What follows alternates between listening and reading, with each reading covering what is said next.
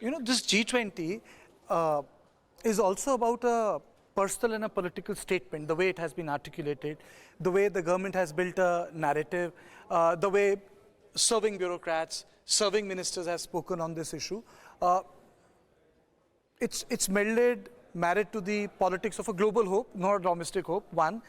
Secondly, Prime Minister has taken a personal initiative on this matter. It's not like any summit. And to our viewers, you know, it's not as if G20 and other institutions were born today. But a personal investment often makes a lot of difference. For example, there used to be Quad, but then Quad got remade because of certain initiatives taken, certain international alignments which began to change. So similarly, even G20, or for example, just as a reference point, because G7 and G8, they were unable to deal with the crisis in 2008, then the realization came that, boss, we need to get those countries which are doing well. That is why the global south, the vocabulary of the global south, perhaps talk about global south, people understand that the BRICS have financed over 96 projects and given $33 billion to various countries. You know, this might sound a little data. What is $33 billion and 96 projects when it comes to global economy? But I think it's a statement, you know, the sort of coming together of various economies. It's like breaking the dominance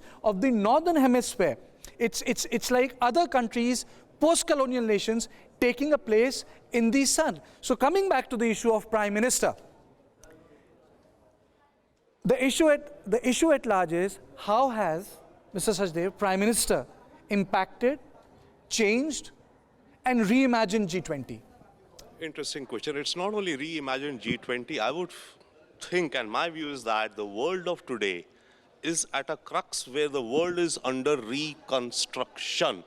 Post-COVID, post-Russia-Ukraine war and China-America, who will be the #1 empire, the world has entered a completely new era, a new world matrix.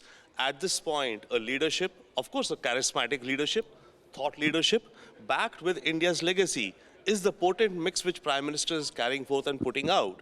Couple of points I would say, in my view, we are already in a third world war. There is already a world war going. One a hard war and one a soft war.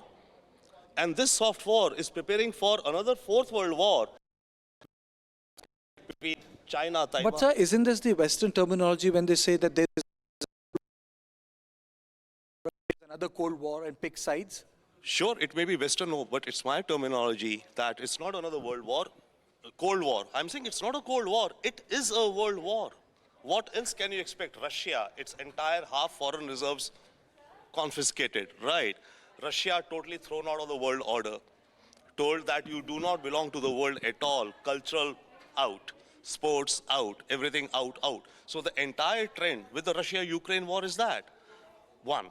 On the other hand, the world is preparing, and when I say the world is preparing, both the US and China are preparing for a hot war, which will be a fourth world war upcoming when China starts to encircle or do whatever with Taiwan. The only thing is that how do various pieces line up?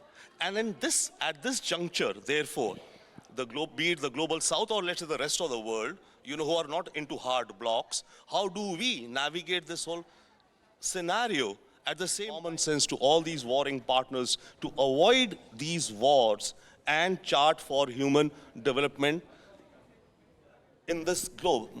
That's what I feel. You know,